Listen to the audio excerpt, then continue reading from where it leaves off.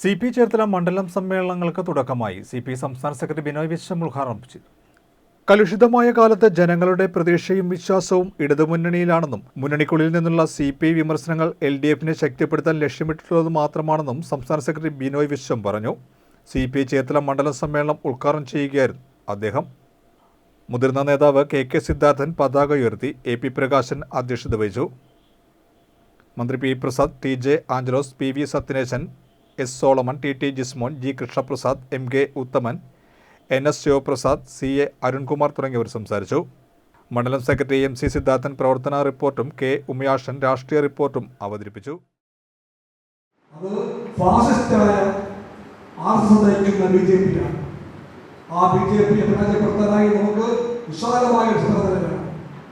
Communist party നിർവചിച്ചു. ആ സമരനിലയിൽ എല്ലാ മതേതര ജനാധിപത്യ ഇടതുപക്ഷ പാർട്ടികളും കാണാമെന്ന് കമ്മ്യൂണിസ്റ്റ് പാർട്ടികൾ. അതാണ് പാർട്ടികളുടെ കാഴ്ച.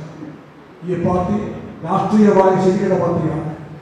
ഈ പാർട്ടി ആശയപരമായ ദൂരക്കാഴ്ചയുടെ പാർട്ടിയാണ്. ഈ പാർട്ടി സംഘടനാപരമായ നീതിബോധത്തിന്റെ പാർട്ടിയാണ്. ആ കൊടിയാണ് നമ്മുടെ കൊടി.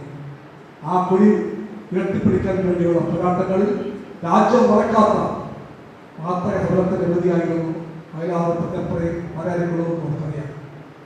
അതിന്റെ മണ്ണാണ് ചേർത്തല.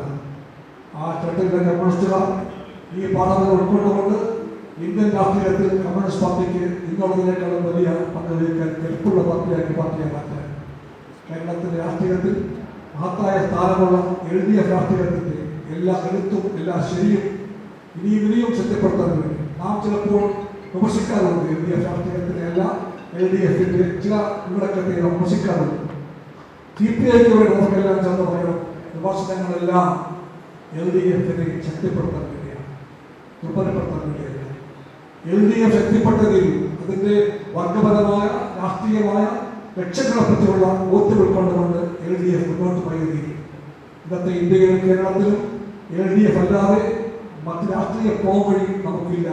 LDF ആണ് ശരിയെന്ന് അതുകൊണ്ട് CPI പറയും.